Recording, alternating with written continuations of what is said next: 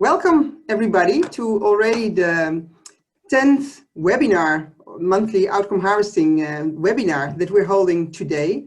My name is Connie Hoytink. I'm based in the Netherlands and I'm an independent outcome harvesting consultant and one of the 3 facilitators of this outcome harvesting community.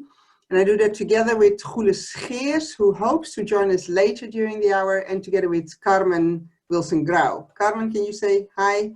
Yes, hi everyone. Good morning, afternoon, or good evening.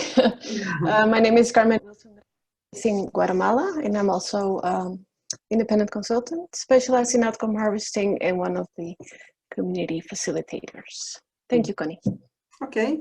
Well, in today's webinar, we'll have Joe Sutcliffe from CARE and Anna Downey from Frontline Aids, together with their external evaluator, Richard Smith, an independent consultant, who will reflect on their roles in learning-oriented evaluations.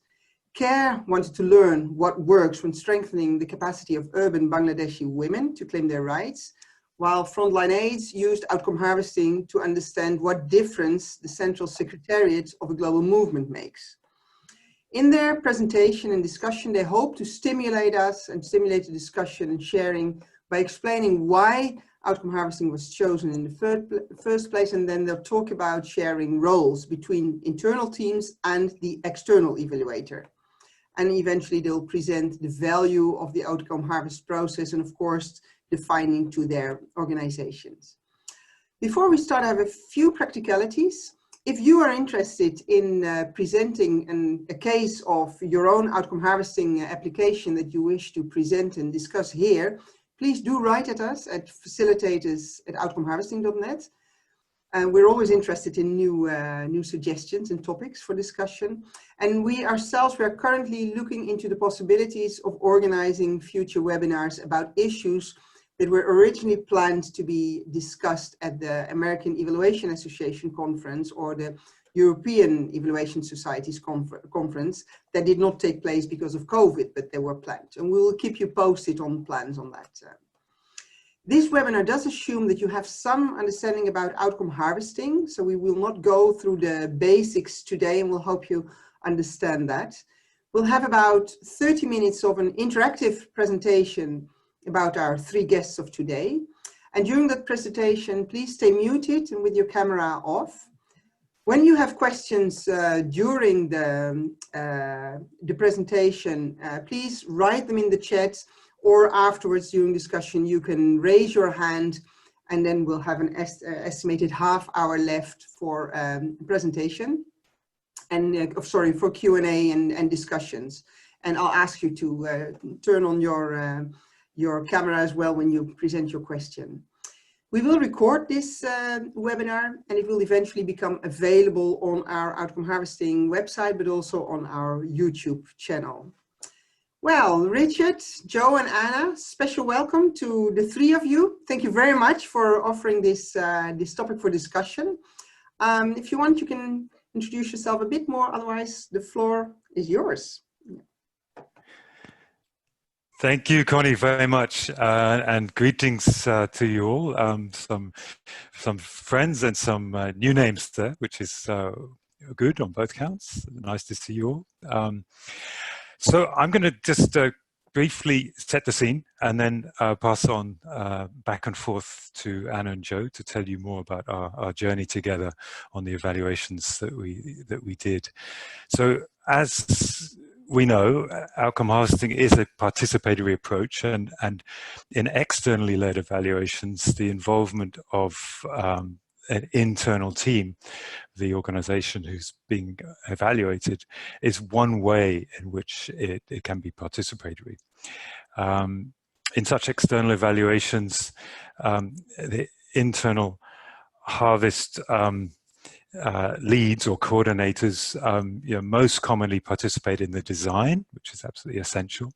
They may well participate as sources describing their outcomes. They may well participate in the analysis, and crucially also in supporting use of the evaluation. But today we want to share our stories with you of 2 evaluations in which internal teams took really significantly greater roles than this. And for me, they were really unusually wide-ranging roles, particularly in data collection and in the interpretation of findings.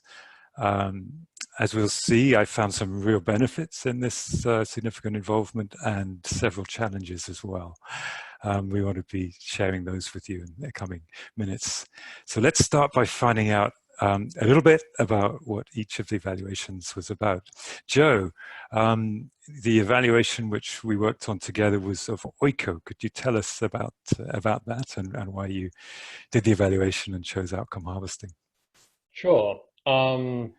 So Oiko is a project that was delivered by CARE Bangladesh. Broadly speaking, its aim was to support a strong and united civil society to promote the implementation of labour rights in the garment industry in Bangladesh. And the core sort of element of the project really was the formation of empowerment, knowledge and transformative action groups. So they're small solidarity groups of female workers formed in communities, and the workers come together, identify priority issues, and take action to raise demands for their rights at the household level, the community level, and the workplace level. So the project obviously had an original log frame that was designed, but it didn't really, when we came to it later, we realized it didn't really reflect what our theory of change for the project actually was. So when we got the evaluation done, which was tailored for the donors' expectations, it didn't really tell us what we were looking for. It didn't properly describe the outcomes that we thought were there because they weren't captured under the indicators of the log frame. So we commissioned an outcome harvest to try and identify and understand and learn from the true range of outcomes that came out of the project, rather than the more sort of limited range of outcomes that we expected under the indicators of the log frame. And obviously outcome harvesting as a methodology is sort of ideal for that. It's understanding what the actual outcomes are rather than what we thought they might have been to begin with. Yeah, that's a brief intro to the project. Great. And so you as CARE were the primary users in CARE in Bangladesh and more widely in Asia, I think. Yes, that's correct. And how did we envisage dividing the roles between myself and yourselves internally again? Well, to begin with, it was divided up in sort of a relatively traditional fashion, right? We assumed that CARE would be involved with the harvest design process, that we would do that together, that we'd support Richard, who's our external evaluator, with the document review, and we'd give you what you need to have and guide you through it. We assumed that our staff in Bangladesh, at least, would be part of the teams that would describe outcomes, and then we'd agree the analysis framework with you to do that, but that really that would be our role. So fairly traditional role, as you said. That was what we thought. Let's see how that panned out. But first, Anna, your evaluation, Frontline AIDS, was not of a project. And tell us a little bit about what it was and why you chose outcome harvesting. Hi, yeah. So we've had, like Joe, we've traditionally had external evaluations that never quite got to the core of sort of what we felt, particularly our secretariat did. And in 2018, we were starting a new strategy and developing a new theory of change, and we wanted to try and be as evidence-based as possible with that.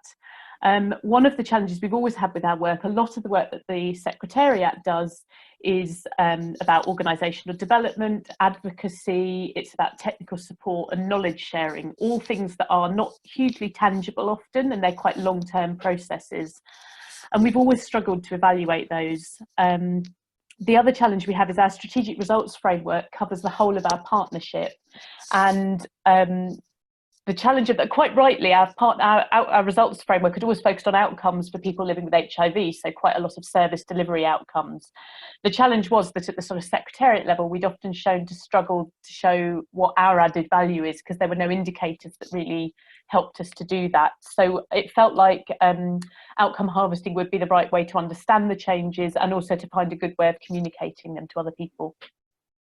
Great, thank you. And we had right from the start an idea that you and your colleague Leila Ismail in particular would have major roles in delivering the evaluation. How was that going to be carved up?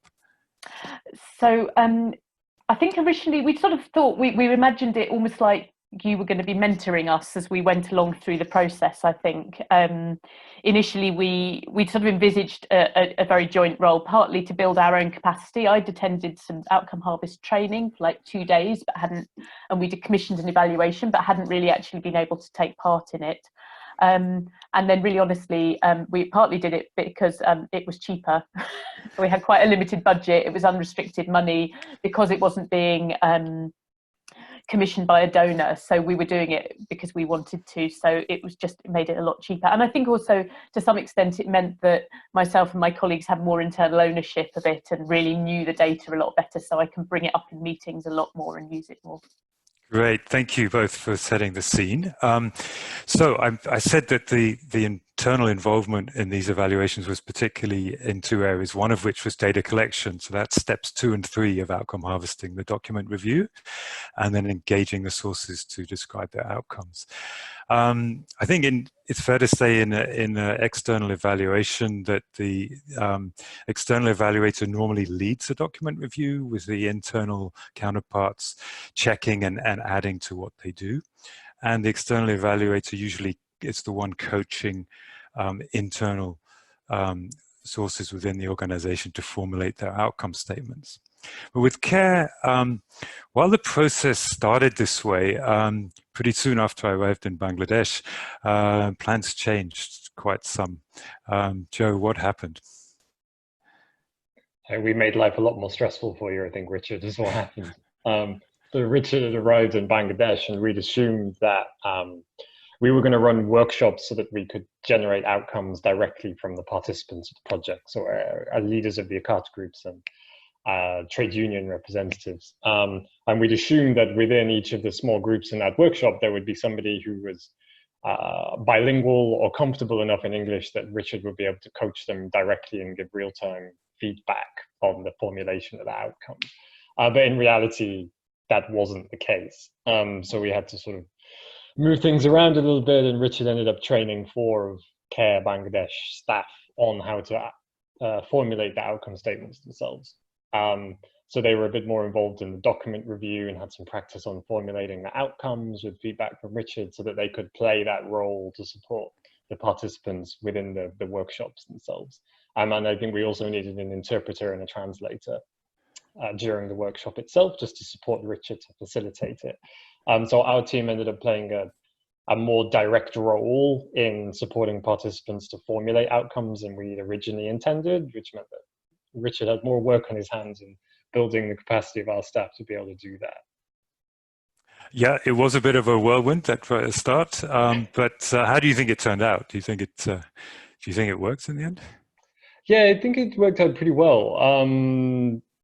We did generate some really good outcomes directly from the participants. The feedback from the workshops was positive, and I think our staff found it useful to learn more about the methodology and formulating sort of clear outcome statements at least. And being able to formulate outcomes directly with the participants made sure that they held the voice in the process. So it wasn't our staff that were generating the outcomes. So yeah, it was strong data and good learning for our staff, but in hindsight, maybe those are some issues that we could have thought about beforehand, probably.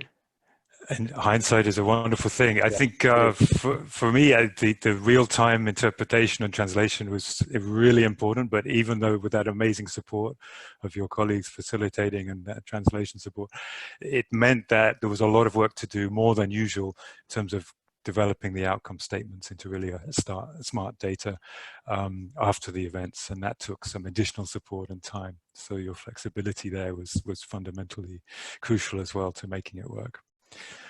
So indeed, and I put some outcome examples there on the screen for people to see.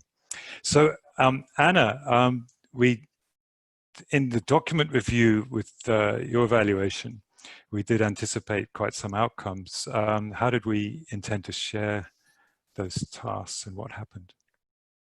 So I think you came up with a nice structure, which was for us to start off by both reviewing the same document to see if we sort of came up with, so I could see what kind of outcomes you were selecting and to see what information was needed and what additional things. Then I took forward more of the document review with whatever documents I could find and dig up from the pits of our file system, and sort of identify who needed to be followed up, because it was easier for me to know who'd been involved in it. And then Richard, you would review them as we were sort of, as I was coming up with outcomes, and you very annoyingly kept coming up with really good questions, asking me for more information. Yes, persistence and perseverance. You did very well. I think that's the watchword for outcome harvesting. And we did it this way to build your competence and confidence, you and Leila, as well as you said, to save budget and time, and save on my time. But would you do that again? Was it a nightmare, or was it livable? I don't think it was a nightmare. I think I'd always make a judgment based on, I guess, the resources I had available internally in terms of people, balanced with the sort of financial resources available. So obviously, you know, it took quite a lot of my time, and maybe that would be more efficient for someone else to do. But on the other hand, I think to some extent, because I was using quite a few internal documents, it was quite easy for me to skim through and pick out things that I knew probably had more of a story with them. I think it might have been more challenging for an external person, because you wouldn't have necessarily known some of those bits, and also the amount of digging I could do to find documents. I think, you know, it sort of is easier internally, but I think that could easily be done. I think it would be interesting having an external person do it more, because you might have spotted things I hadn't spotted. So I guess it's always a balance. Indeed, trade-offs. And moving into the engaging sources, which you and Leila led directly on a large part of that, what were the different strategies, and who did what? So we tried every strategy we could think of. I think that's probably the answer. So it was, our sources were basically our staff. So that's sort of 80 to 100 staff, some former staff as well, because some people were just leaving that I knew were really crucial. So we tried to get those of our frontline aids secretariat. So that was based mainly in Brighton, but with people in South Africa and scattered over the world. So I think what was nice was to kick it all off. I did possibly falsely advertised a brown bag lunch session, calling it "What Difference Have We Made?" And that got loads of people turning up. And then it was really nice, because then Richard presented about what is outcome harvesting, to just get everybody sort of understanding what it was. And that was really well attended, and people found it really interesting. We then had like sort of coordinators from each team to kind of represent each team, who got some more training from you, Richard. So we were hoping we could, and in terms of then harvesting it, we did do a survey, but we didn't get that many responses. And I seem to remember pretty much all the outcomes we got from that survey didn't really turn out to be outcomes after all. I didn't tell people that, but so then we really targeted meetings. So we was really doing it in meetings, and we tried to piggyback on existing meetings as much as possible, have group sessions for discussion. I did some interviews, one-to-one interviews with key people or senior management staff who couldn't necessarily come to group emails. And then we did an awful lot of persistent emailing and following up. Particularly Leila did an awful lot of that. And with you to sort of kind of come up to us to ask us, challenging us on what we've got so far and helping us with sort of questions on data quality. Great! Wow, so a lot of different strategies you're reminding me of there, and what were the major challenges and benefits of it, doing it this way, do you think? I think the benefit, one or two of each. Yeah, I think the benefit was we could be very flexible and opportunistic, and we could literally go and stand at people's desks or, you know, Skype them repeatedly until they answered us. And that meant I could keep running across the office and asking. This is obviously pre-COVID. I think I guess the disadvantage of that was it took a lot of our time. It almost was an unending task, because the ping pong went back and forwards. And I think the disadvantage potentially is we had some quite hard questions from some of our staff about things, particularly around service delivery and what counted as an outcome. And I think it was quite hard for us to be as confident as you could be in knowing what really did count as an outcome. And I think that was quite difficult for us to be that sort of intermediate person. That was probably the key challenge I think we had. Yeah, great. Thank you.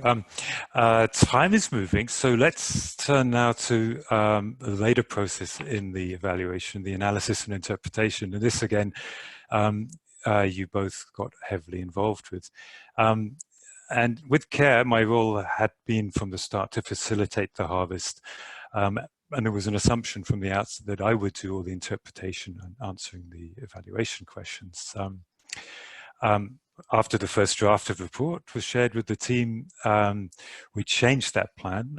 Joe, you and the team got really stuck in to revising the report. What was the thinking there? I think we realized that whilst obviously we wanted to evaluate what the outcomes of the project actually were, we were very keen to understand, to learn what the implications of those outcomes are and our contribution to them are for CARE's programming, and how that relates to our broader strategic work and what other organizations are doing in the sector as well. So that focus on learning just meant that it made more sense for us to get a little bit more involved so that we could add that sort of contextual understanding of Bangladesh, the garment industry, labor rights, the work we'd done before this project, the work we were scouting to do after the project, and what the implications of the findings of the harvest would be in terms of learning for those broader pieces of work. So all of that kind of required us to have a slightly heavier role. I think we just realized at this point that we were perhaps more invested in learning than we'd realized at the start.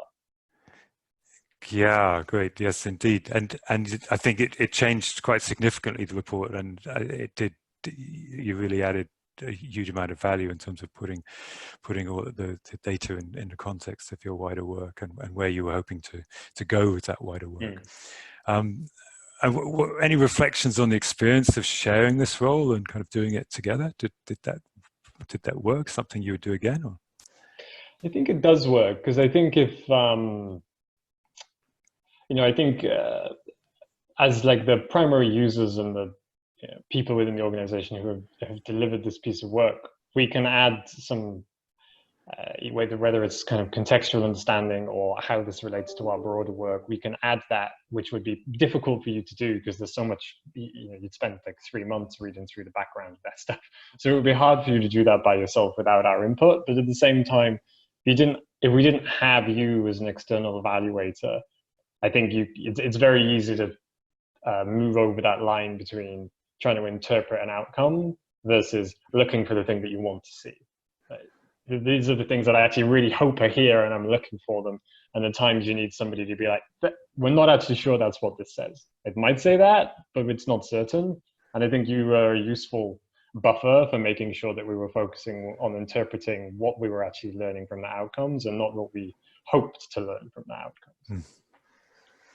Interesting. And has it kind of had implications for how you do evaluations afterwards?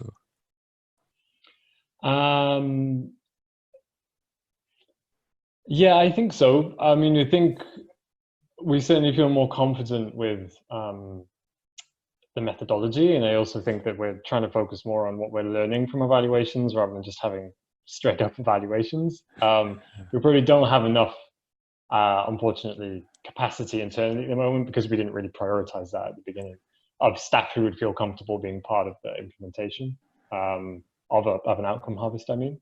But yeah, we certainly learned some lessons there about what we're looking to get out of evaluations.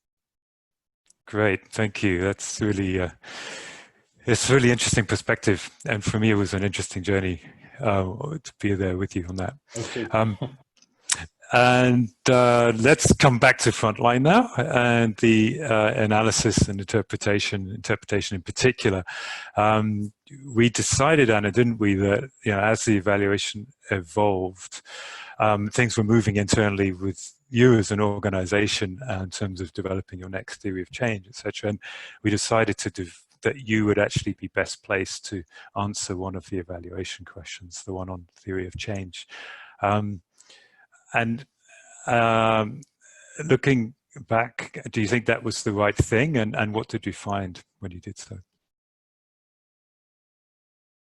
I think it was good. I was so immersed in developing our theory of change that I think being able to actually really, having actual data of actual outcomes that you have achieved really helps you think whether your theory of change is actually realistic to some extent. So I found it, although I found it quite challenging to have to sit and do the analysis myself, I think it was really helpful because it really gave me that perspective.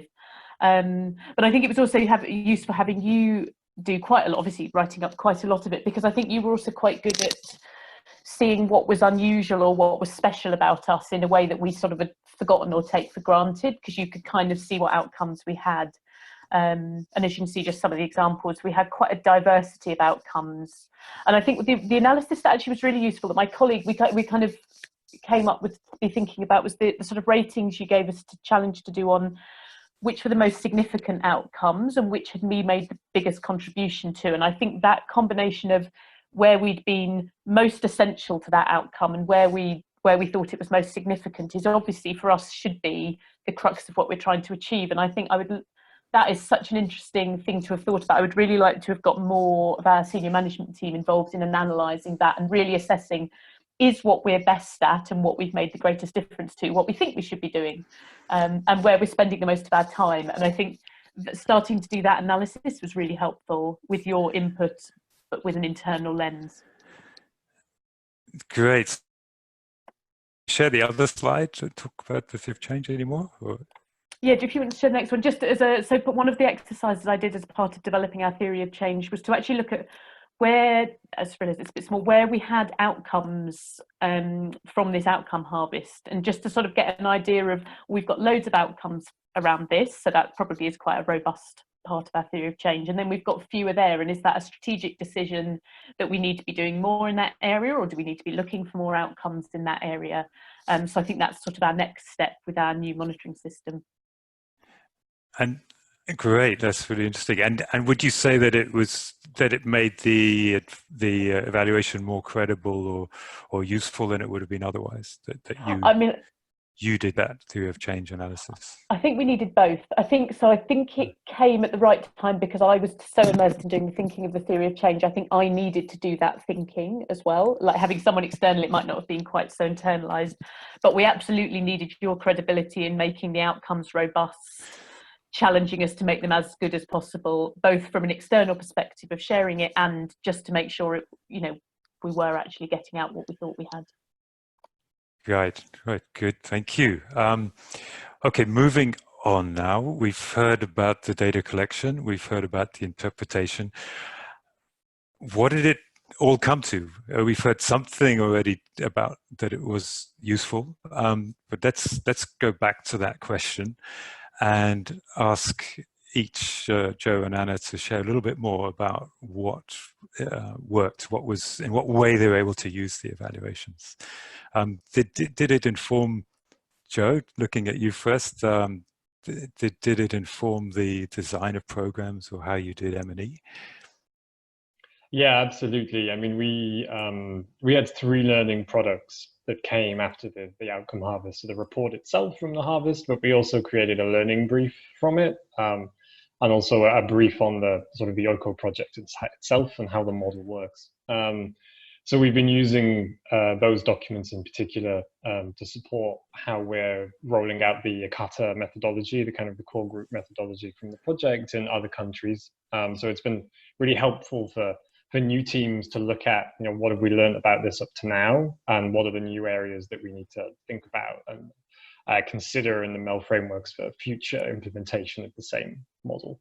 So it's part of a longer term learning agenda. We have a whole piece of work around women's voice representation and leadership in the garment industry. So this, the harvesting evaluation has just helped us to, it's one big step along the learning journey that we're going through. So we're hoping that we'll be able to build on that in new projects and then evaluate again, and that the lessons from that will build on what we've already got. So it's part of a broader process that we're trying to pull together.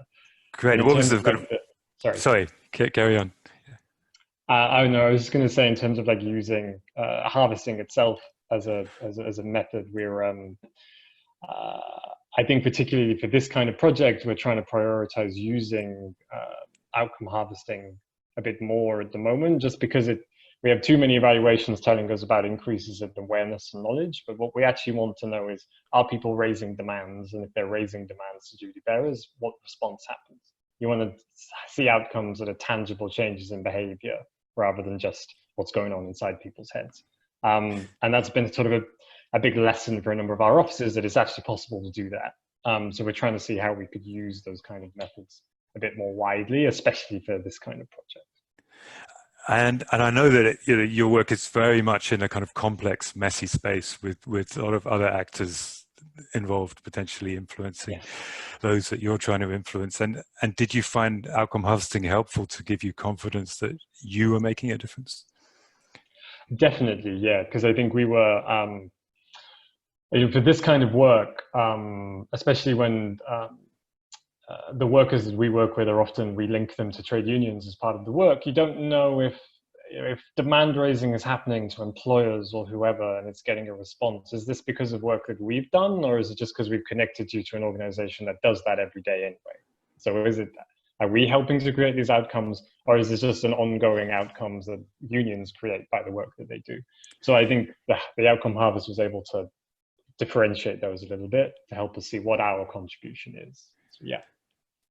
Great, thank you, Joe, very much. Anna, you tried to do something really new with this evaluation, I think, in terms of involving all the staff in your frontline kind of secretariat office in the UK in answering the question, what difference do you make as a secretariat? And did you find that the answers provided helpful or or inspired action afterwards?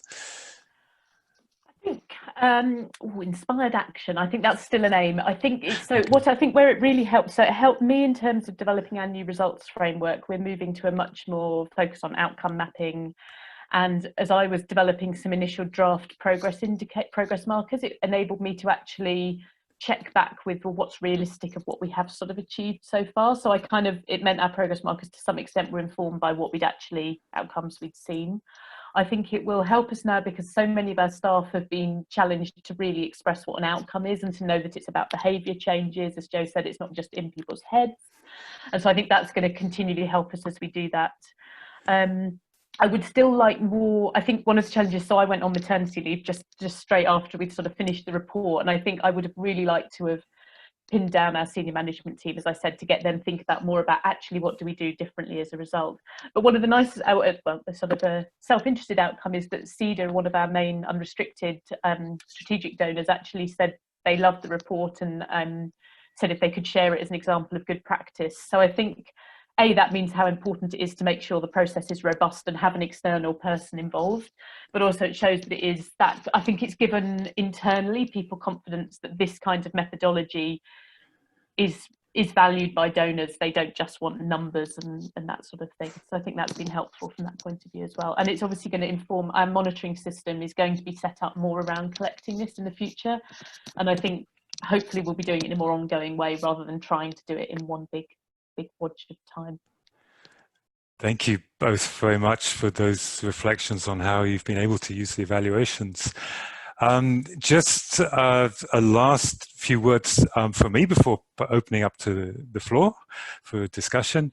I want to just give you a link to where you can find some of the publications from the CARE work, and how you can contact us, or in Anna's case, her colleague Leila, while she's still on maternity leave. And just for me, my kind of reflections on the experience of, for me, kind of going in different journeys with you both, which had quite a lot in common in some ways. In terms of they took me into new places of how to share the evaluation roles in outcome harvesting.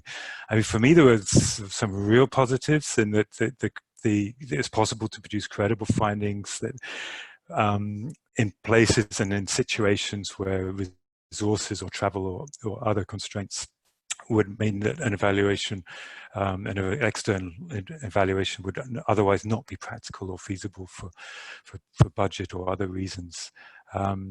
Secondly, it's those inside perspectives that you both provided, I think just bring unique insights that you can get somewhat from a subject matter expert, but not in the same way and not the same kind of insights as involving those internal to an organization or initiative in interpreting outcomes. And lastly, you've got both of you who are heavily invested in the evaluation and its findings, and you're now internal champions in a way that even more so than perhaps you would have been otherwise. Challenges, of course, challenges certainly. You need the support from the organization and you need the confidence in those you're evaluating with. So with CARE, the facilitation support in the workshops with the workers and the trade union leaders, and the translation and interpretation, and the flexibility to support me and a researcher in following up with sources after the workshops to finalize those smart outcome statements was critical. And with Frontline, you're having the confidence that Anna and Leila, you had the competence needed to not only an outcome harvesting, which I could support you with, but also the willingness to learn and the ability to facilitate the process. Overall, having that rounded competence was really key, and I needed to have confidence in that too. So those are some reflections from all of us. I'm very keen, I'm sure we all are, to know experience of others in the audience with sharing roles internally and externally in evaluations, and any other questions you may have. Thank you, Richard. Back to you, Connie. Thank you. Yeah, that was very interesting, and I see a lot of questions coming up in the chat. Interesting also to hear you talking about traditional outcome harvesting, which, you know, seems like we're moving to a next phase or something. But let me simply start with Kaya. Kaya, could you pose your question to the group, to the team? I think it's for Joe, right? It is. Hi, Joe. Nice to see you. Hi, Kaya. Hi.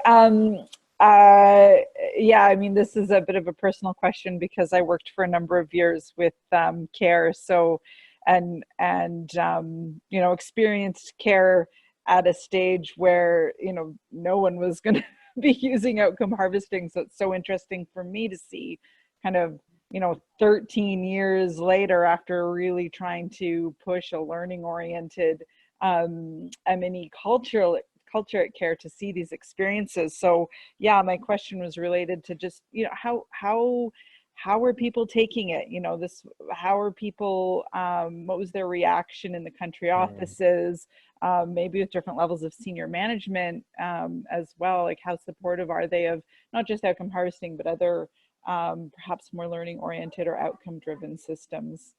Sure. Yeah. Oh, I think it's, as Kaya knows very well, it's a journey. I think it was received well by our staff, who really enjoyed being part of it and could see the value of it. Especially as, you know, the data we were actually getting from this project would basically be like the number of demands raised by ACATA groups on the one hand, and then a couple of case studies of what those were on the other. So you basically got a slightly meaningless number and a set of non-credible case studies, right?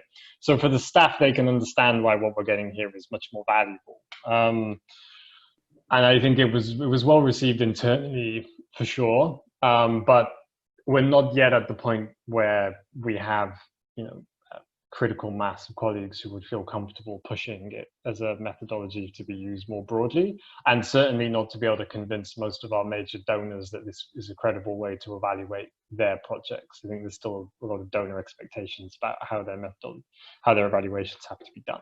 So there's, Kaya, if you were back with us, there are more of these kinds of evaluations happening. So it's not just this one. I think it's that you get an accumulation of them across different parts of the organization, different parts of our work. And it's slowly we're seeing those, whether it's outcome harvesting or outcome mapping or whatever, we're starting to see them emerge a little bit more. And I think the more it happens, the more widespread and more common it will start to become. But we're still on that journey at the moment. Great, thanks. Yeah, thank you both. Interesting to see that it's a long-term process indeed. Huh? Simon, please go ahead with your question. Oh, hi. Yeah, my question is a double-barreled question, if you allow me.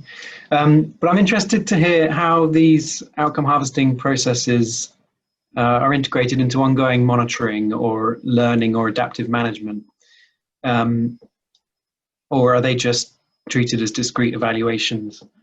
And then if there is this tension between investment in evaluations versus investment in ongoing learning and adaptation, how do you balance an internal team in that? Like, is investment in their engagement in evaluation taking away from what they might be doing in other learning processes? given that most of these organizations have limited resources. Yeah, good question. Can I ask Anna? A good question, Simon. Well, Simon's actually working with us at the moment to try and answer the question for us.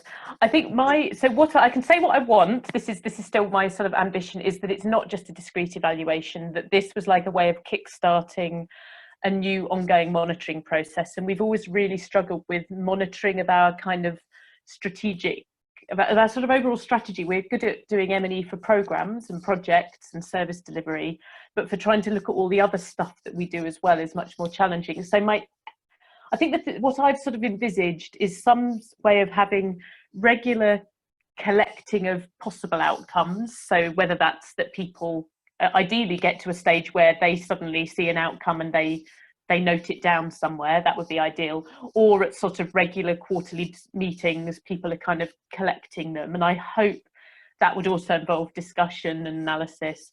Then I think to flip it to the external side, I think my idea of sort of vision was that then every year or every couple of years, somebody external came in to help us develop those outcomes further, to kind of give them a robust sort of assessment, to kind of substantiate them, so that we then had sort of periodic evaluations that sort of had the credibility, but we were continually capturing outcomes and getting discussion of those outcomes. So I think that's my aim, so that it doesn't become discrete. We'll see how we get on with that. I think one of the challenges is that whilst people have really seen the value of outcome harvesting, they also saw that it took quite a lot of time.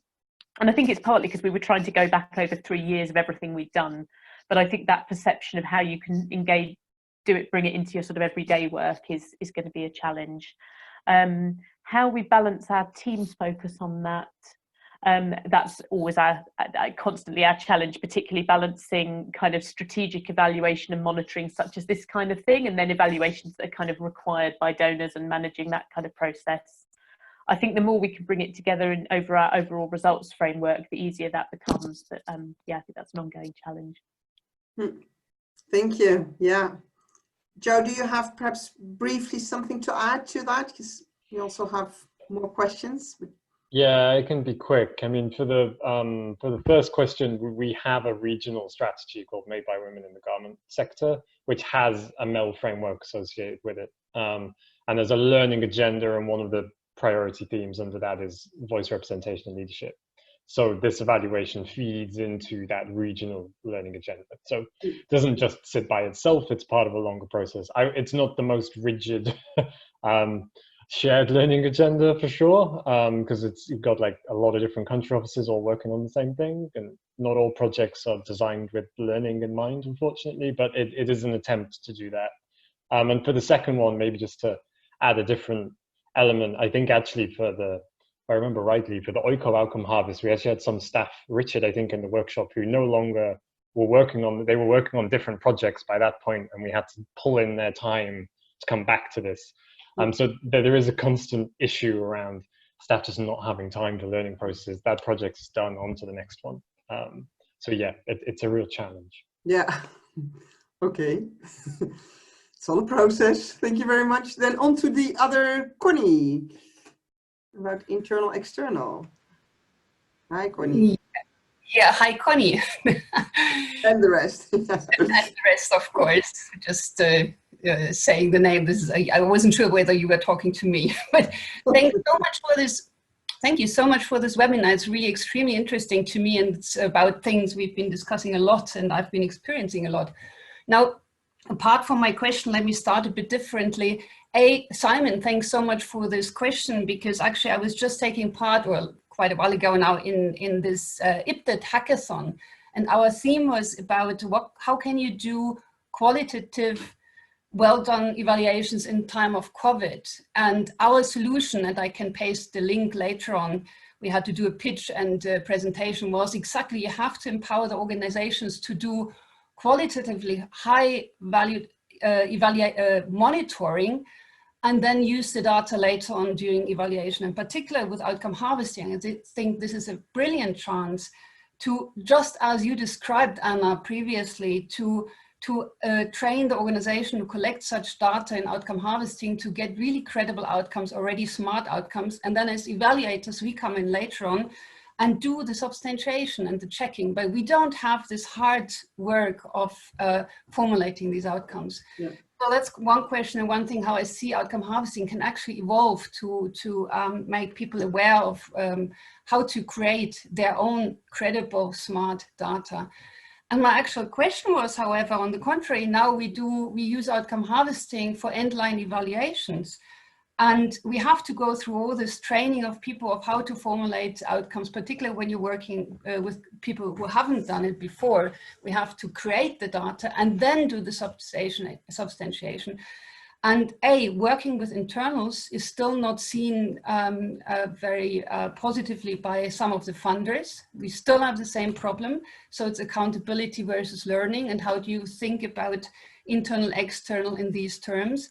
And then how do you deal with issues that, second question, organizations sometimes with an end-line organization, and we've, I think, touched upon this before, don't have the time anymore. There is little budget, but then also the people they have moved on. They're not thinking about the project anymore, and the internals don't want to invest so much time anymore in formulating outcomes about projects they are not working on anymore. And I better stop there. There's tons of other questions. Wow, some big issues, Connie. So the internal and external tension, the donors still having the tendency for accountability, and then the issue, how do you in your organizations find the time to sufficiently craft outcomes, right? Which is the next question. Anna, Joe, any preference or? I guess just to kind of say, yes, that's all very true. It is a challenge. I guess the one thing in terms of the sort of donors, I guess it does obviously depend on the donor, and some maybe are more progressive than others. But I think also the way we were seeing it is that might not, and this the challenge with resources, but it still doesn't necessarily replace the need for an end-line external evaluation. But the data you gather through the outcome harvest is incredibly valuable to the evaluator. I think that's how we were sort of thinking about it. I guess Richard might have some good experience on whether that's sort of how donors respond to it. Richard? Yeah, thank you, Anna and Connie. Good for your comments. I'm not sure where the question there was lost, but I think in terms of your general, the issues that you raised, I think the internals can be certainly heavily involved and have leading roles in data collection, while still with an external responsible for the quality of the data and guiding and designing the whole process and ensuring credibility in that way. Then the internals can and long have, perhaps always have, in outcome harvesting, as you know, been involved to different degrees in analysis. Interpretation, perhaps some funders would be happy with those kind of forward-looking questions, then be open-minded enough to see, I'm speculating here, that the kind of questions where Anna particularly got stuck in, okay, what does this mean for us going forwards? They would be willing to see that involvement. But I think certainly, as you point out, not in all the questions of an end evaluation is not going to be probably credible for the internals to answer. And then the substantiation, as you raised, that's very, if not always, normally something which externals need to do in order to give the overall credibility. So I think there can be a mix. It's not a black or white situation. But it was not a problematic thing in these two cases. In these two cases, no, because they weren't done for funders. They were not, yeah. So they were not done for funders. Although, as Anna pointed out, and I mean, Joe, you're using it publicly.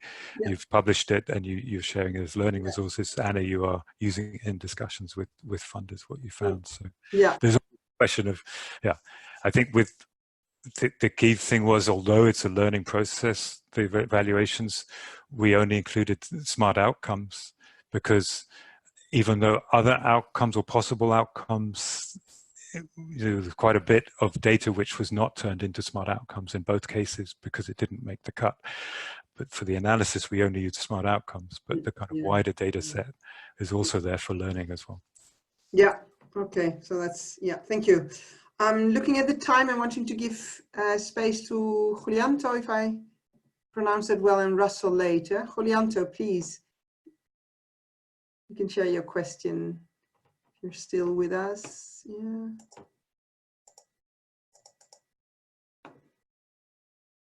Julianto, can you share your question? Otherwise, I can read it out. How Julianto is asking, how do you think the outcome harvesting have evolved so far these days, and how do you compare it to the first time it was being introduced? Well, Connie and Hula, maybe you want to answer. You've got the longest perspective, but I think all of us could probably give an answer to that. That's a very challenging question. But I think every time there is no, you pointed out, Connie, Hoytink, you pointed out there's no such thing as traditional outcome harvesting early on. And of course, every time you use it, it's different. But from my perspective, and I'm really keen to know from others who see this, that the role of internals is one of the ways that it has evolved and varied in terms of the extent to which internals, as we talked about them here, have become more involved in some of the outcome of actually facilitating the process more themselves, even in external evaluations. Yeah. Yeah. Okay. Anything else to add? And the growth for monitoring, of course, and outcome harvesting. Yeah.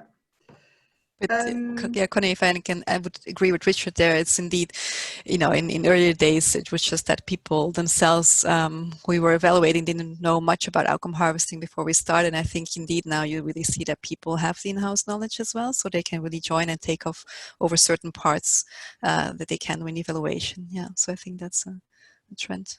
Yeah. Okay. Yeah. Thanks, Hula, for that addition. So there's more ongoing outcome harvesting going on than that's not even on the radar of the evaluating community. That's true. Russell, then.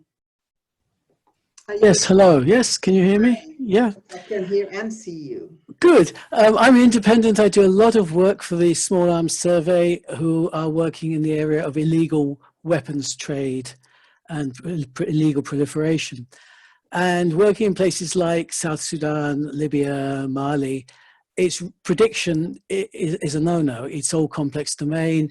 So your log frame ends up predicting stuff that you know is just guesswork. And your end evaluation tends to then focus on how good was your prediction, not did you achieve anything. So it's a natural for outcome harvesting. Most of the funders are government level, so therefore results frames, log frames dominate, but you know, myself and others are trying to creep in with outcome harvesting principles, even if we can't go full on. But we need to link back to the log frame, because if we do a outcome harvest approach, we find that the difference we've made was completely unanticipated. Generally, it's very good, it's fantastic, we've made a difference, but it's absolutely anywhere near what we thought we might do 2, 3, 5 years earlier in a complex situation. So I'm a fantastic, thoughtful discussion today. So I'm really hoping I can hear back from you. How do you link? Do you end up with 2 sets of indicators, 2 sets of outcomes from your log frame at the start and your reality at the end you've harvested? And if so, how do you link them back? Mm-hmm. So how dealing with unexpected outcomes, right? Yeah. Oh, shall I give this question to Richard for a start? I can start. I know there's plenty in the room here who can add to this, and there's quite some resources on the outcome mapping learning community in terms of thinking of behavior change outcomes and how to work with those in the context of log frames. My one comment would be that you could craft your log frame to make it actor focused, the objectives and indicators, such that to the extent to which you can anticipate the types of actors you want to influence, if you can do it in a way that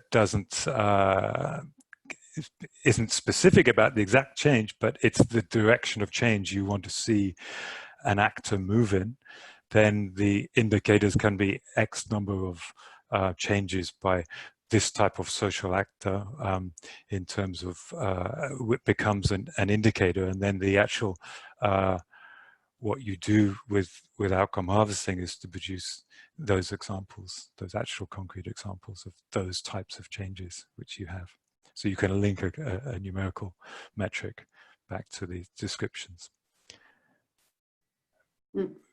Joe, do you have something to add to this? Because you mentioned that your original log frame was so little. Yeah, I mean, ours is a bit tricky because essentially we did end up with two systems, because the log frame was there for the project, the evaluation was done to the log frame, and then we used our own internal funding to do an outcome harvest and design the theory of change that we would use in the interpretation of the outcomes. So we kind of did end up with slightly two parallel things.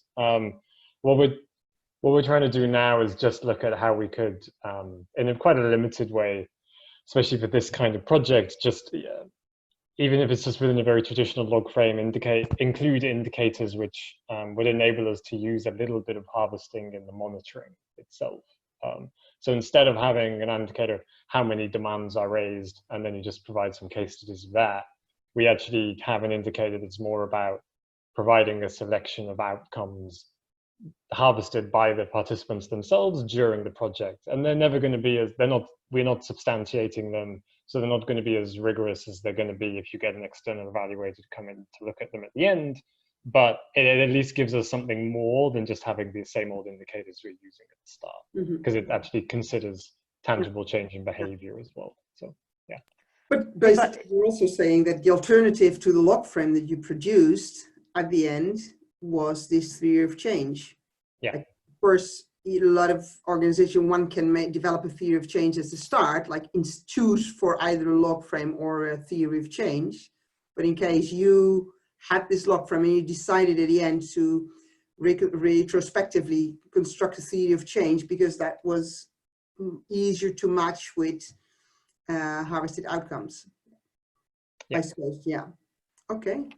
And if I could just add on that as well, because we've just, I guess what we've just been working on is this, going from a sort of log frame type results framework to one that is quite different for our unrestricted work, for our sort of strategic results framework that is based on outcome mapping. And the way we've sort of done it, we'll see whether it works, to trying to get the sort of quantitative, have you met this log frame indicator, is sort of around the percentage of our progress markers, our expect to see and our like to see that we've met. So we've sort of translated them into broad percentages, so that you do have something traditionally log frame, yes, you've achieved that thing, but behind that is the outcome harvest and the progress markers that are looking at behavior change. So it's kind of layers of the qualitative at the bottom and then the kind of the quantitative on the top, which I think is what's recommended in the outcome mapping sort of kind of manual stuff.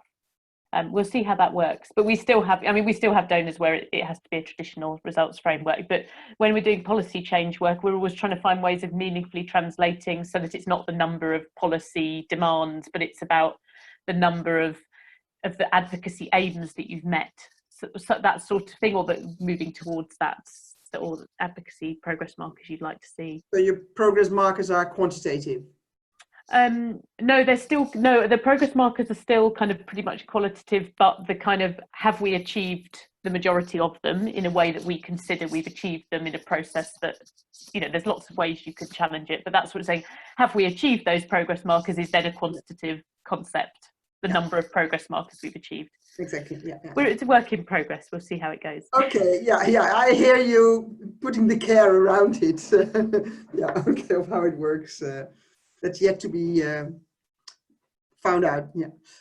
Okay, this has been very enriching. Very nice to see this lively presentation of how you just grabbed the cow at the horns, or the bull at the horns, and just did it and found your way as you were going along and having something very interesting and useful to share at the end. Very nice, and it definitely shows indeed maturity and the flexibility of the outcome harvesting that you've been co-creating, I would say. Thank you very much. I have an eye on the chat. Connie, thank you for sharing the link to the hackathon about empowered monitoring with us. I think with this I can close it.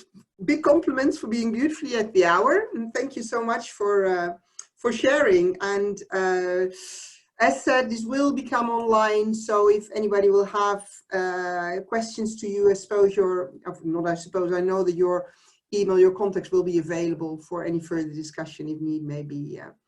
So thanks, and have safe travels home, and have a good rest of the day. Bye. Yeah. Thanks, everybody. Bye. Thank you. Bye. Bye, Thanks all everyone. very much. Thank you, Anna. Thank you, Joe. Thanks, Richard.